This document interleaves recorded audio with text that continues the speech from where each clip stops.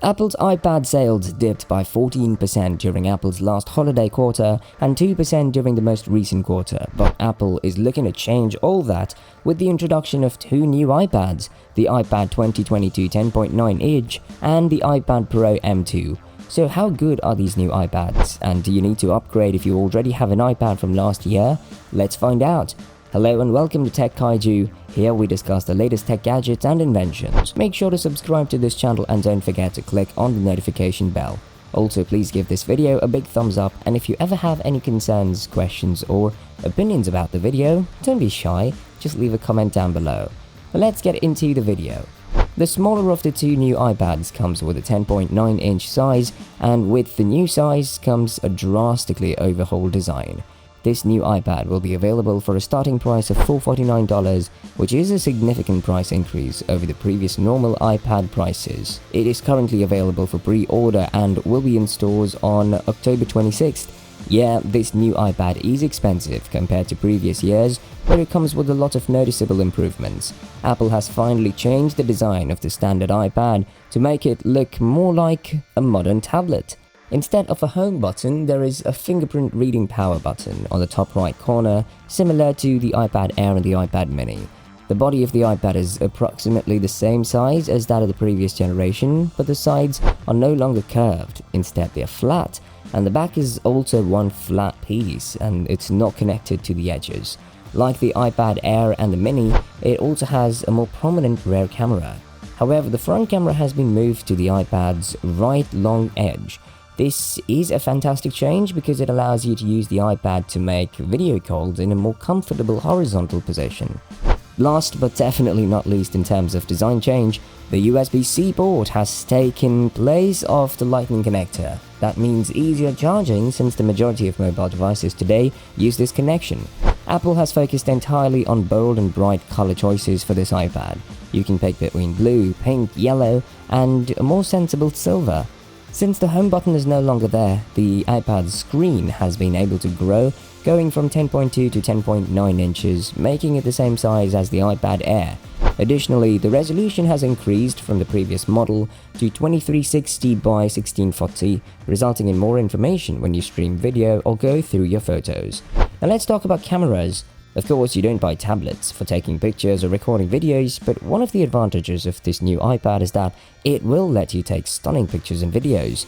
Of the two cameras that the iPad 2022 offers, the front camera is the most intriguing. It still has a 12-megapixel sensor, but now it's been moved from the top edge to the right edge, making it simpler to use in landscape orientation. The rear camera's resolution has also been increased from 8 to 12 megapixels on the back. So if you want to use your iPad for high-resolution video projects, you can do that and record up to 4K footage. The cameras on this iPad, like other recent iPads, use Apple's center stage subject tracking technology, which enables the field of vision to change depending on who and where is in the picture. What about specs and performance? The A13 Bionic chip in the iPad 10.9-inch has been replaced by the newer A14 Bionic by Apple. This chip boasts the tablet's processing capability while also enabling 5G connectivity if you choose to spend more money on a cellular device. The A14 offers 20% more CPU performance and 10% more graphics performance than the previous model, according to Apple's own materials. The iPad benefits from Wi-Fi 6 support in addition to quicker mobile connections. Therefore, according to Apple, you'll also enjoy higher data rates at home, up to 30% quicker. The iPad 10.9-inch will come pre-installed with Apple's more recent iPad OS 16, which offers all the newest features that the company has designed for its tablet. That includes things like unsending messages and a weather app designed just for the iPad.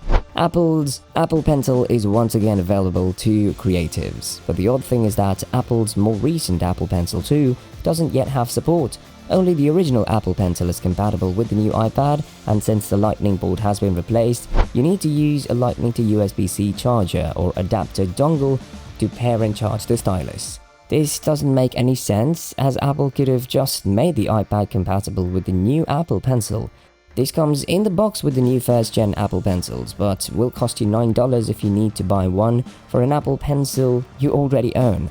Apple has finally given us the iPad base model we wanted, but with some odd constraints. The design is considerably better, the screen is larger, the cameras are upgraded and placed better, and USB-C is available at last. However, there are two unpleasant factors that must be considered as well: the increased cost and the absence of support for the newest Apple Pencil. The iPad Pro is even more interesting, as in recent years the iPad Pro will be available in two sizes, an 11-inch model and a larger 12.9-inch, the one with a better screen. The 11-inch iPad Pro starts at $799, while the 12.9-inch model starts at $1,099. They are available to order beginning Tuesday and land in stores on October 26th. The new M2 CPU, which was also unveiled in the MacBook Air earlier this year, is the major upgrade to the iPad Pro. According to Apple, it is up to 15% quicker than the M1 CPU used in the iPad Pro's previous edition, which debuted in 2021. The iPad Pros from 2021 and 2022 share the overwhelming majority of their features, so should you consider buying or sticking with the old model to save money? Let's take a look at some specs. The most recent upgrade is of course the M2 chip with 8-core 3.49 GHz CPU and 10-core GPU. This undoubtedly beats the M1 chip with 8-core 3.2 GHz CPU and 8-core GPU on last year's model. This extra power will come in handy for video editors, as the iPad Pro will now be able to run heavy apps like the DaVinci Resolve, so you can edit videos on the go without having to carry your laptops everywhere, and this only means that the other Pro video editing apps will start to roll out support for the new iPad Pro. The new iPad Pro also has 100 GB per second memory bandwidth as opposed to the 68.25 GB per second memory bandwidth on the previous generation. You also get a 40% faster neural engine, media engine for hardware accelerated H.264, HEVC, ProRes and ProRes RAW, new image signal processor ISP, Smart HDR4, ProRes video recording up to 4K at 30 FPS, Wi-Fi 6E, Bluetooth 5.3 and Apple Pencil Hover. The M2 processor, which delivers a 15% faster CPU and a 35% quicker GPU, is the primary contributor to the new Apple iPad Pro's advantages. In order to facilitate multitasking and dealing with huge assets, the chip's 16-core neural engine can handle 40% more operations per second while providing almost twice as much memory bandwidth. The iPad Pro can now record ProRes video and encode it up to 3 times faster thanks to the new media engine. While some users would find this useful, the majority of potential buyers do not require much more than the M1 chip in the 2021 model, and very few individuals have professional workflows that can benefit from the capabilities of the iPad Pro. Another small but useful upgrade is the ability to detect the Apple Pencil up to 12mm above the display. The Apple Pencil Hover offers users a new way to interact with the iPad Pro. With this function, users will be able to see a preview of their mark before they make it. This makes sketching and illustrating more precise, and text fields and icons automatically expand below the Apple Pencil. Although illustrators and Apple Pencil users will undoubtedly find this handy, it's unlikely to serve as a significant incentive to purchase the most recent model. It is tricky to suggest upgrading because the 2022 iPad Pro offers only a very small improvement over the 2021 device to the regular user, with the M2 chip and the Apple Pencil Hover serving as the only noteworthy enhancements. Many iPad Pro users in 2021 won't be able to justify upgrading to the most recent model, but some users who are switching from an older model of the iPad Pro may still have good reasons to prefer the most recent models, particularly those who require the highest level of performance and frequently use the Apple Pencil for note-taking and drawing. Customers who have an earlier iPad and are considering an upgrade may want to look for a discontinued 2021 model because the two iPad Pro models are quite comparable. That said, if you want to still be able to perform heavy tasks like video editing and rendering on your iPad, then you should definitely go for the new iPad Pro.